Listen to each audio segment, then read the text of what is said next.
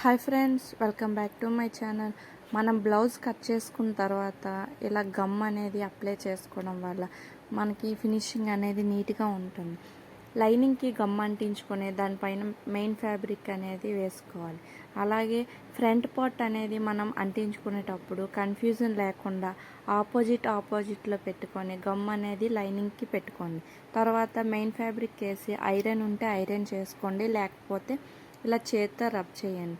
ఒక 5 మినిట్స్ తర్వాత ఎక్స్ట్రా ఉన్న క్లాత్ని మొత్తం మనం వీడియోలో చూపించేటట్లు కట్ చేసుకోండి. తర్వాత ఇలా మనం స్టిచ్చింగ్ చేసుకోవడానికి ఈజీగా ఉంటుంది. ఒక బ్లౌజ్ మనం స్టిచ్చింగ్ చేసేటప్పుడు ఒక 3 అవర్స్ 2.5 అవర్స్ అనేది మనకి టైం పడుతుంది. ఇలా అంటించుకోవడం వల్ల మనకి 1 అవర్లో అనేది మనం బ్లౌజ్ అనేది స్టిచ్చింగ్ చేసేయవచ్చు. ఇలా గమ్ అంటించుకోవడం వల్ల ముడతలు అనేవి రాకుండా నీట్గా వస్తుంది ఐరన్ చేసుకునేటట్లు. అలాగే మనం మిషన్ పైన ఎక్కువ టైం ఉండకుండా వేగంగా కూడా మనకి అవుతుంది. నచ్చితే లైక్ అండ్ సబ్స్క్రైబ్.